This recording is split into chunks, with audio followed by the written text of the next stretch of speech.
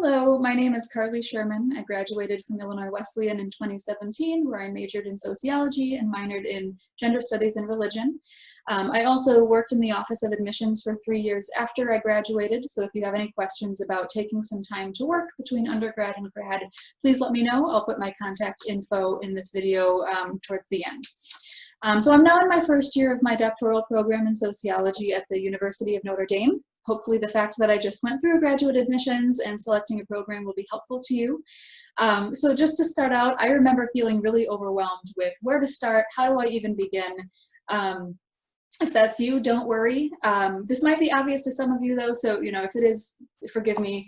But beyond just opening a new Google search and trying to figure out what programs offer what it is I'm interested in, here's 2 things that you might think about doing to generate that initial list.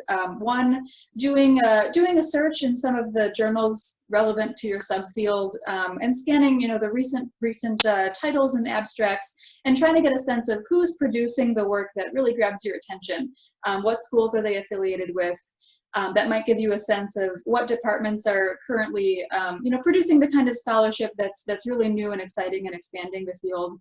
And 2, relying on the expertise of your professors. So asking them if they know of those scholars that are doing that really new and exciting work, or if they know of departments that are historically very strong and well known for what it is you want to do. So 2 ideas to get that list of where you might want to apply. And then doing a little deeper dive and figuring out, okay, how do I evaluate different programs once I have that initial list? So first, I'm sure you've heard it before and you'll hear it again. Fit is really the most important thing, both from the perspective of your research interests, but also from the perspective of the Graduate Admissions Committee. I'll be real with you. I applied to 9 schools and I was accepted to 2 of them. And those 2 that I was accepted to were also my top 2 choices. So basically the things that made me most excited about those programs were also the things that excited them about me, right? They could see that there was a good fit between what I was interested in and what the department could offer. So I could picture myself there and they could picture me there as well. No school wants to invest in a student where they don't think that student will be successful, and that's not always success on the part of the student necessarily, but from the department's perspective, whether they have the resources necessary to help you in your research and make sure that you have the resources that you need. So if they don't think they can provide that, chances are they're not going to want to invest in you or waste your time.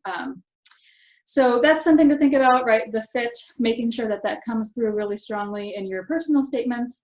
But beyond that, one thing I do want to mention too is if you're not sure whether you want to go in for your PhD right away or if you want to go for your master's first and then decide after dipping your feet in if you want to continue, just one word of caution.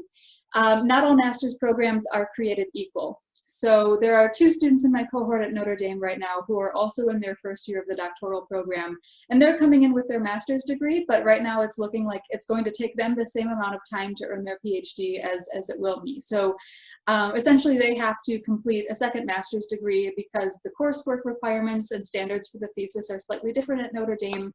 And after spending all that time and money on their master's degree, now they're going to have to do it again. So just a word of caution there. If you're pretty sure you're going to want to get your PhD, I would just go for it and apply to those doctoral programs and get your master's degree along the way at that institution, rather than gamble on a stepping stone master's program that may or may not transfer. The other nice thing about the PhD program is that they tend to be funded, whereas I believe that's less common in master's programs. So basically, in my program at Notre Dame, we have a full tuition waiver, we have health insurance, and we get a stipend, which is pretty common to some of the programs that I was applying to. So for example, in my program, with the stipend, there is a service obligation to the department, usually to serve as a teaching assistant or a research assistant to a faculty member. And that's one thing to keep in mind when you're applying to programs is what does that stipend look like, both in monetary amount, but also how many hours per week of work are required. how much of that is TA versus research, how long is funding guaranteed. If you have 4 years of guaranteed funding, but on average it takes 6 years to complete the program, that's something to think about.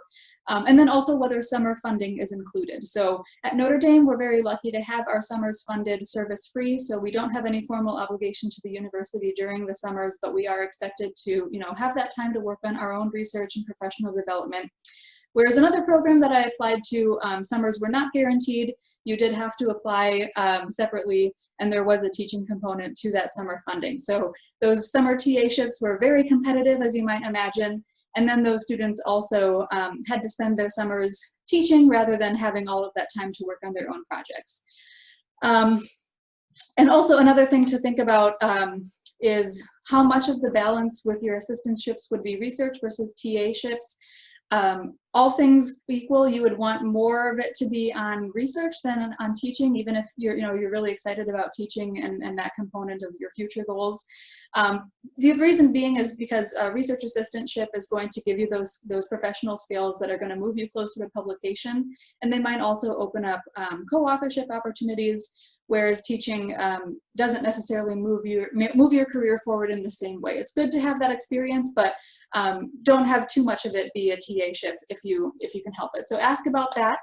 And the other thing to keep in mind with your stipend is the location of your program. So $23,000 would go much farther in Ohio than it would in New York. So some things to keep in mind.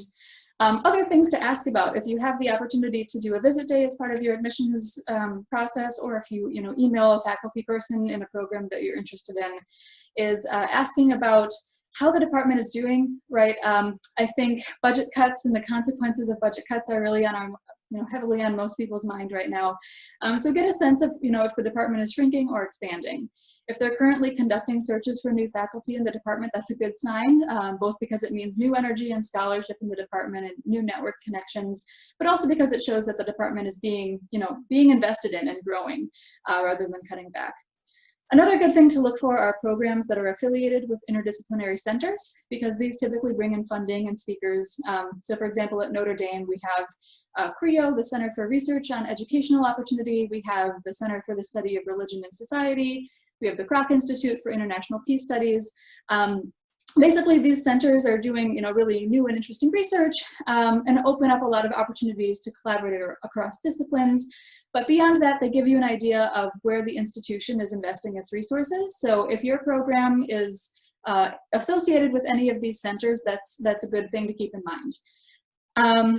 Another thing to keep in mind or ask about is the culture of the department. So and ask both faculty and graduate students about this, but the culture between grad students, is it one of competition or collaboration between faculty and grad students? Is there a lot of co-authorship? Is there some bad blood, or is it pretty collegial?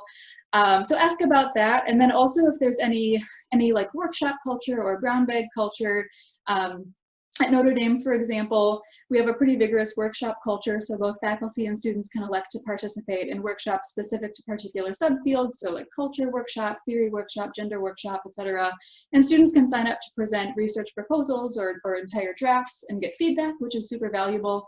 Other programs, might have like a really big like brown bag culture where they'll bring in speakers and colloquia and things like that. So I hope some of that was helpful in thinking about, there are definitely a lot of resources out there for you. This is a book that actually just came out. It was recommended to me, Field Guide to Grad School by Jessica Calarco.